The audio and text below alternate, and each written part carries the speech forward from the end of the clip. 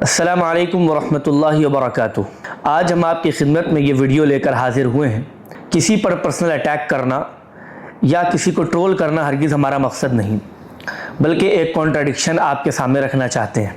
Person ایک ہے، بندہ ایک ہے، اور اس کے اسٹیٹمنٹ دو الگ الگ قسم کے ہیں۔ انجینئر محمد علی مرزا صاحب سے یہ سوال ہوا کہ حضرت حسن رضی اللہ تعالیٰ عنہ کے جنازے میں تیر چلے تھے یا نہیں۔ انہوں نے کہا نہیں، حضرت حسن رضی اللہ تعالیٰ عنہ کے جنازے میں تیر نہیں چلے تھے۔ یہ ویڈیو آپ کی اسکرین پر۔ امیر معاویہ کو رضی اللہ تعالیٰ عنہ کیوں کہتے ہیں؟ حالانکہ انہوں نے امام حسن کے جنازے پر تیر چلوائے۔ نبی علیہ السلام نے فرمایا جس نے میرے اہل بیت کو دکھ پہنچایا اس نے مجھے دکھ پہنچایا۔ یہ امام حسن کے جنازے میں تیر چلانے والی بات بالکل ثابت نہیں ہے۔ امام حسن کے جنازے میں تیر چلانے والی بات بالکل ثابت نہیں ہے۔ اب انجینئر محمد علی مرزا صاحب کی دوسری ویڈیو، ان سے ایک سوال ہوتا ہے کہ بھائی یہ کہا جاتا ہے کہ کیا حضرت حسن رضی اللہ تعالیٰ عنہ کے جنازے میں تیر چلے تھے؟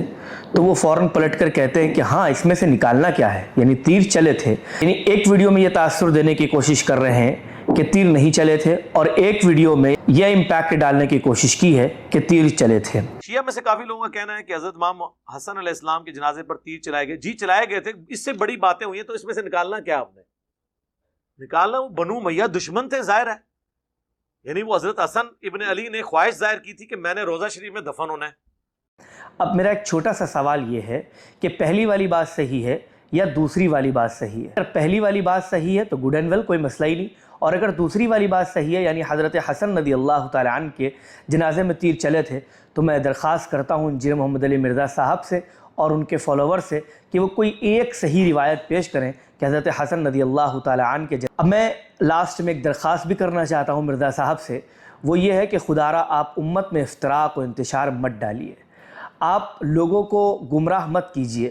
آپ لوگوں کو پہلے ایک نظریہ بتاتے ہیں، پھر دوسرا نظریہ بتاتے ہیں۔ امت اس سے پس و پیش کا شکار ہو رہی ہے، امت صحیح رخ پر نہیں آ پا رہی ہے۔ مرزا صاحب پلیز آپ ان تمام باتوں کا خیال رکھیے۔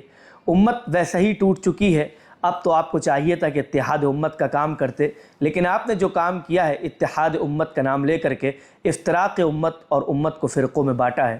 آپ امت کو فتنے میں مت ڈالیے، بس یہی چند کلمات ہیں جو ہم مرزا صاحب سے کہنا چاہتے ہیں۔ انشاءاللہ ہم ملتے ہیں نیکسٹ ویڈیو میں۔